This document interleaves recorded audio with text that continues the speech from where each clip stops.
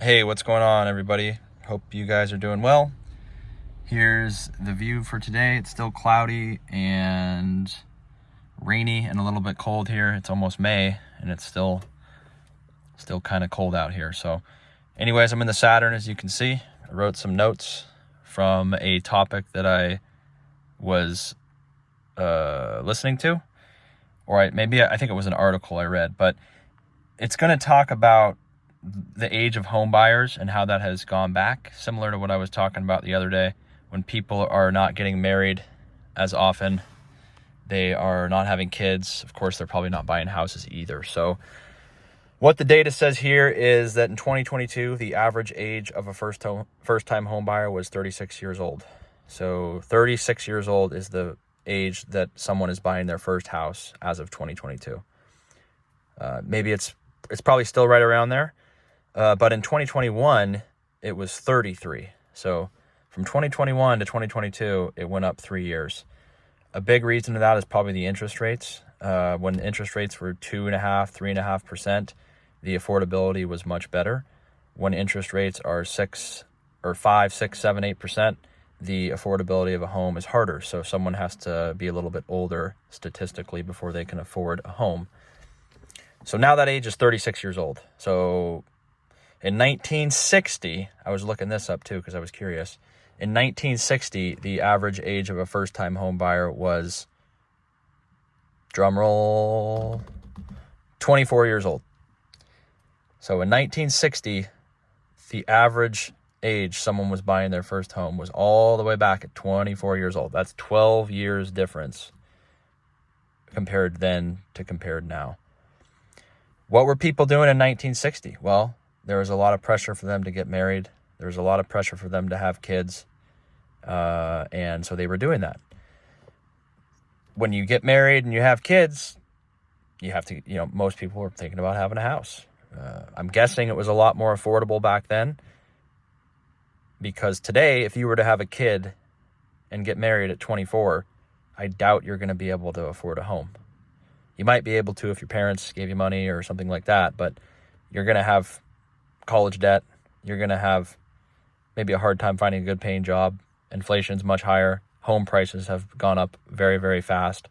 So you're not really going to be able to afford a home if you have a young child. You're going to be living in an apartment, most likely. And as I've said before, I don't think most people want to start a family in an apartment. So a couple other stats that I found that were interesting. Only 26% of home buyers in 2022 were first-time home buyers. So a lot of investors, a lot of people that are older that are buying second homes, third homes, fourth homes, fifth homes, investment properties, vacation properties, Airbnb type stuff.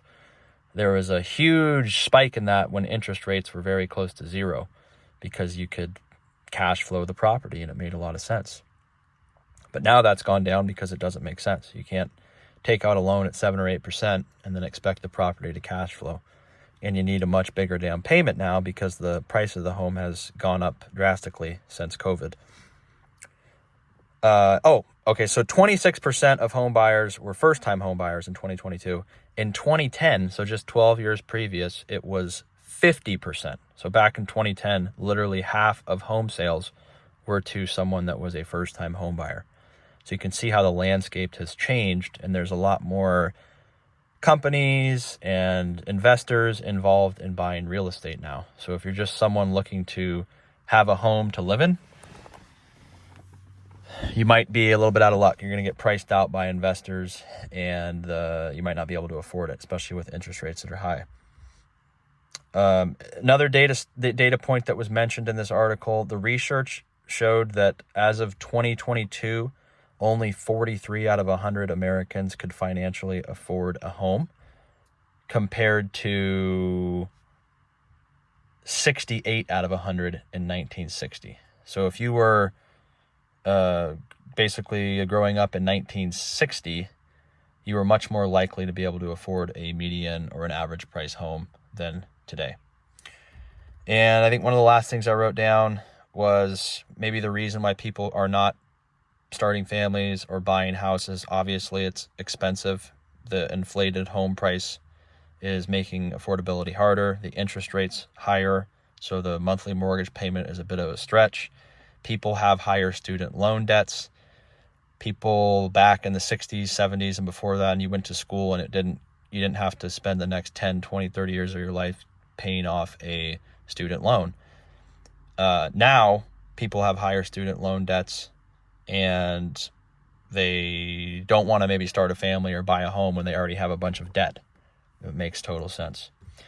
Unstable careers, right? There's a lot more job hopping going on. There's people that are getting laid off. So if you don't have a stable job, you might be a little bit skeptical about having 1 or 2 extra mouths to feed or getting married because you want to have some financial stability.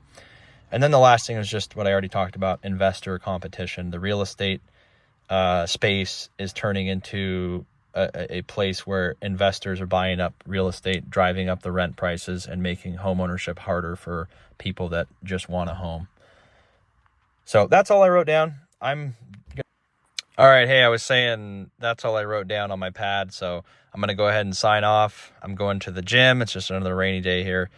Hope you guys have a good day. You can comment on the video if you have any thoughts, subscribe if you like, and we will see you on the next one. Take care.